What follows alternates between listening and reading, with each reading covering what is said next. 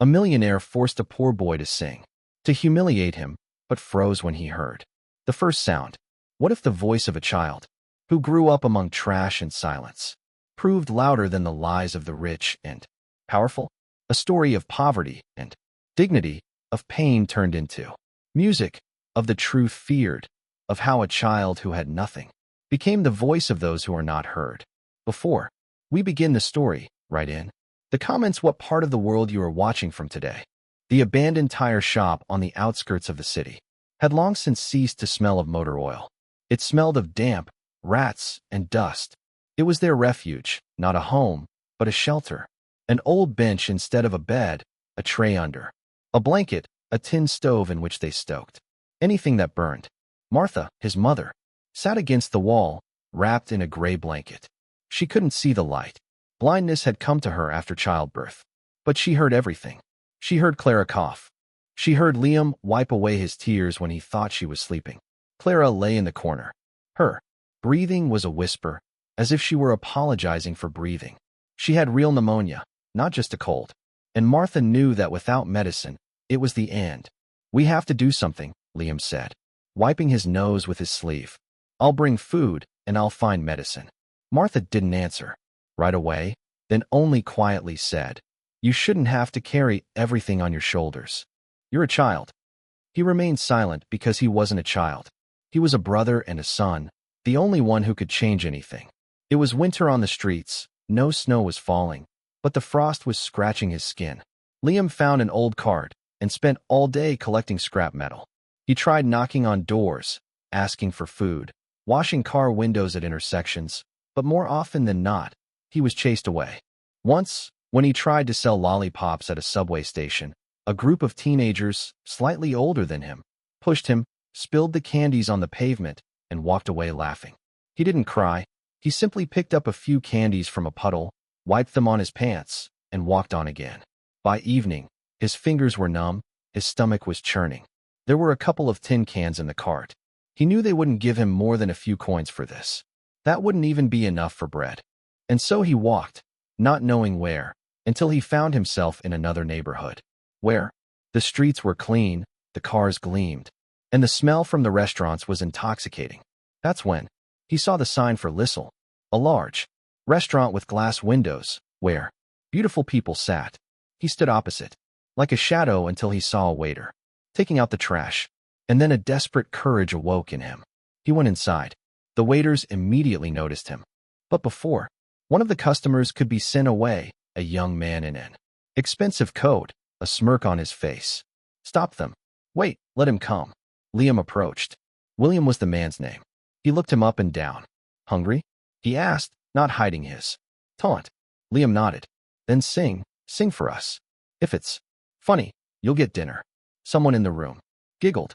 The waiter took a step toward Liam, but William raised a finger. I'm crying. Liam stood with his fists clenched.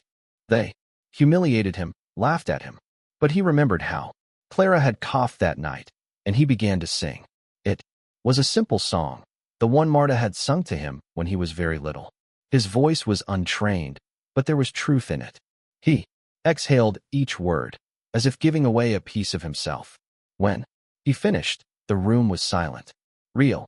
Even William was silent, and at one of the tables, an elderly man in silver-rimmed glasses wiped his eyes with a handkerchief. Who are you? He asked. Where are your parents? Mother is blind, sister is sick, very sick. We live. He fell silent. Tomorrow you will come to me, I will arrange everything. And so Signor Valenza entered Liam's life. They walked home. In the dark, Walesa insisted on accompanying him. When he saw where they lived, he was silent for a long time, then said, Tomorrow will be different, I promise.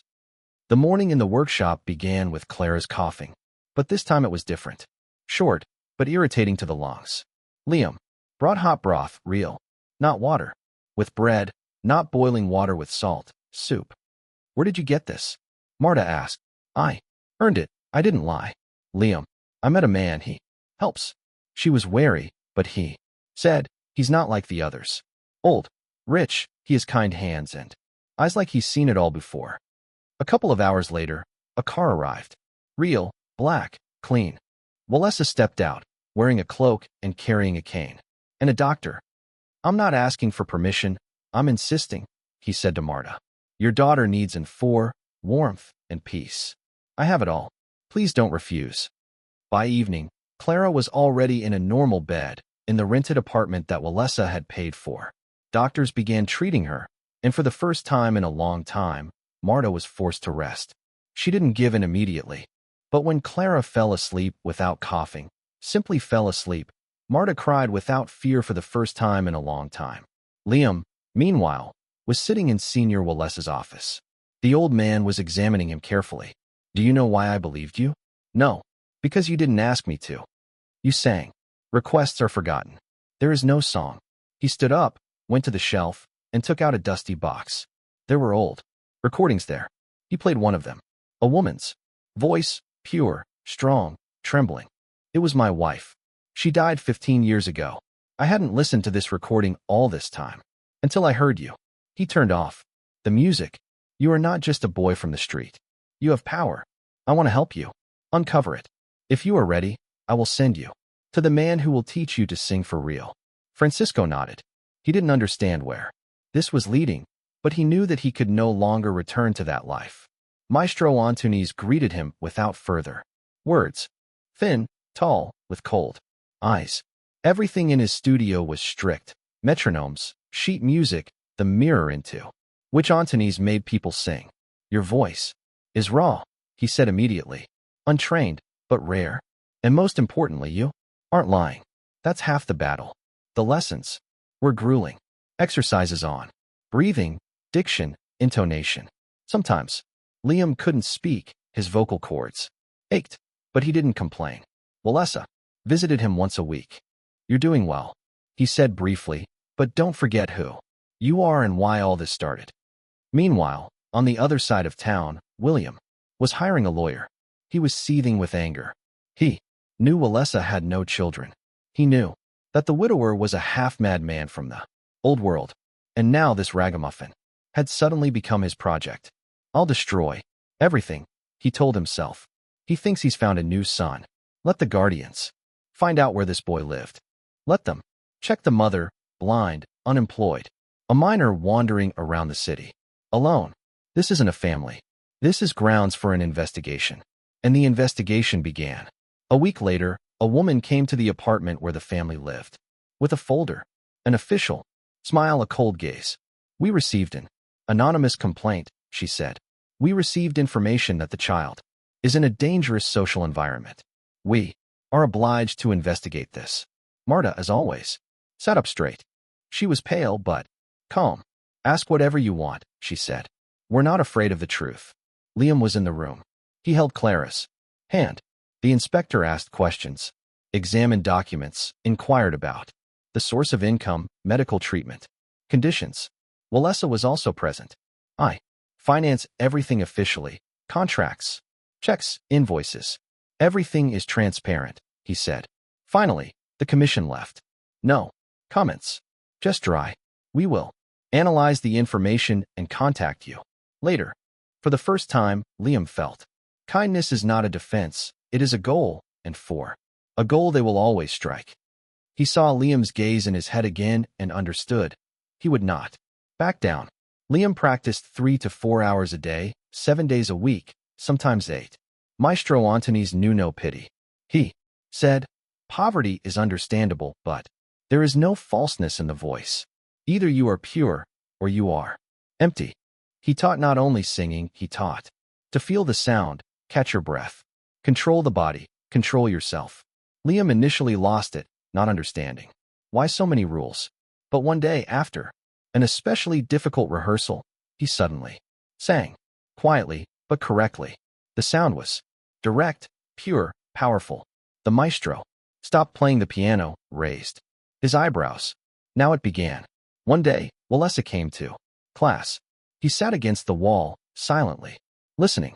After rehearsal, he patted Liam on the shoulder. You're no longer a street kid, but you're not an artist either. Not yet. Everything is ahead. He paused. I have an idea. In a month, there's an Arts Foundation ball. I'm one of its trustees. You'll perform there, but only if you're ready.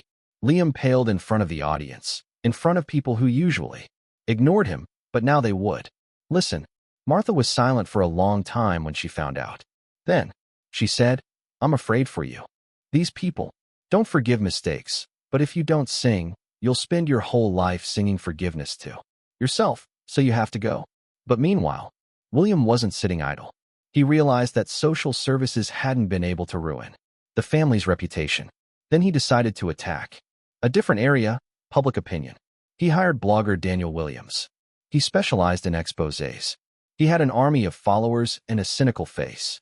An article appeared online, How Poverty Turns into Business, the case of a boy singer. The article claimed that Liam's family were swindlers, that Marta wasn't blind at all, that Clara had recovered long ago, and that Walesa was an old millionaire who had been lured into psychological addiction.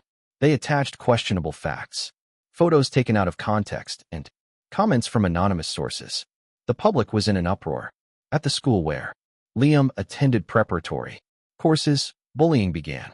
They began taunting him and asking him mean questions. One time, he saw his name written on the bathroom mirror, along with the words, "A beggar with a voice." He stopped sleeping, refused to eat. Even his lessons with the maestro started to fall through. You lose yourself, Antunes once said, and everything that was inside you goes away. You're driven into a corner, and you either get out of it or you'll disappear. Liam wanted to leave. He came to Walesa to tell her this. I can't take it anymore, he said. They laugh, they write nasty things, they think I'm a clown or a thief. Walesa didn't offer any consolation. He remained silent. Only then did he say, when I lost my son, and then my wife, the newspapers wrote that I had driven them to their deaths. Am I a tyrant? Am I a monster? I almost suicided myself then, and then I realized, lies don't kill if you can speak the truth louder. He stood up. William hates you not for your voice, but for existing, because you remind him of what he never became. At the ball, you don't have to win, you have to speak in song. And Francisco agreed. The maestro increased the workload. He made you sing until your muscles tingled. He didn't praise. He didn't encourage, but once he quietly said, I taught at an academy in Europe, I heard hundreds of voices, but yours is memorable, because it doesn't just sound, it tells. On the day of the ball, Liam couldn't put on his suit. His hands were shaking. Marta helped him, even though, and didn't see what she was doing. Do you think they'll laugh again? He asked her. Maybe, she replied. But if you sing the truth, it will drown out their laughter sooner or later. The Arts Foundation's Halo Ball was held in the Hall of Columns in the Central Square. Those who owned half the city came here. Here they approved, rejected, donated, sponsored, and destroyed reputations with a glance. Liam was the last performer. First, the strings played, then the operatic primus sang, then the youth troupe danced. He waited backstage, repeating to himself over and over, breathe, take your time, don't think. But the thoughts kept coming. William sat in the front row. He grinned, whispered something to his neighbor. The cameras were on, bloggers, sponsors, the press. The whole audience waited. Performances, exposures. They wanted to see how a kid off the street would disappear.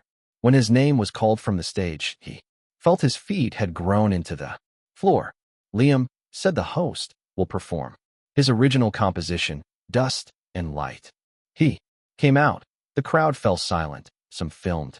Some watched with indifference, some with expectation of a scandal. He stood at the microphone. The maestro nodded from behind the scenes. Walesa sat in the fourth row. Marta and Clara in the last row. Discreetly, so as not to disturb. And suddenly, everything disappeared. His hands trembled. His voice died in his throat. The pause stretched. Someone in the audience chuckled. Someone whispered, but you warned me. Liam stood there paralyzed. But suddenly he closed his eyes.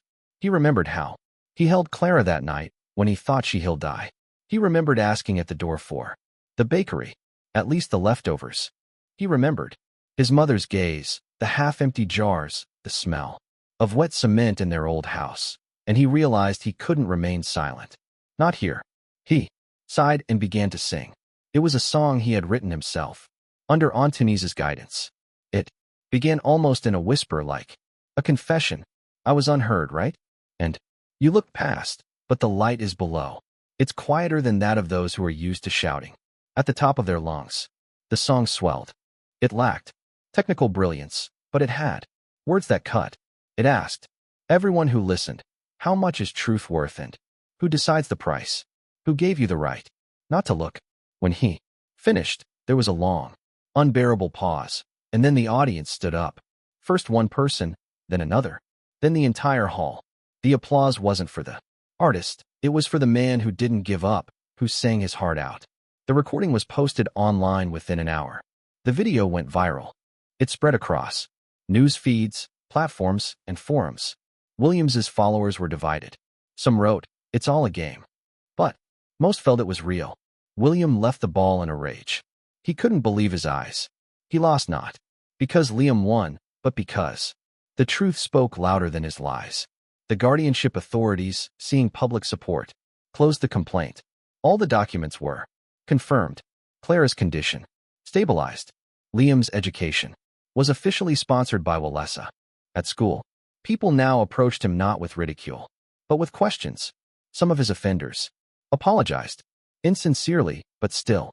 For the first time in his life, the Maestro Times said, "It was pure. You've begun to become an artist. Just remember, the next step will be even harder because now you have a name, and a name is a target." That evening, already at home, Marta sat next to Liam and said, "I heard you sing, not with your eyes, but with your heart. You found your path. Just hold on to it. Few people follow it to the end." Clara smiled. Her cough became less frequent, her voice stronger. For the first time in a long time, Liama simply lay and listened to how nothing hurt, how there was no fear, how peace was possible. 10 days had passed since the ball. Liama had received invitations from several cultural schools. 2 foundations offered scholarships. Walesa declined to comment on his plans, but said with a smile, "Time will tell where. Our voice will lead us. The main thing is not to lose your way." Maestro Antunes continued his training, now more subtle, aimed at developing range and breathing support. He no longer shouted. He respected Liama. Clara was recovering. Color had returned to her face. Sometimes she even sang with her brother, whispering, but with a smile. Marta was slowly returning to home teaching. She was connected with a volunteer program for blind teachers. Everything seemed to be falling into place, but William hadn't forgotten. He knew Liam could no longer be destroyed. The public was on his side. His songs were viral. Even the haters were writing cautiously. But there was one vulnerable spot left. Walesa himself.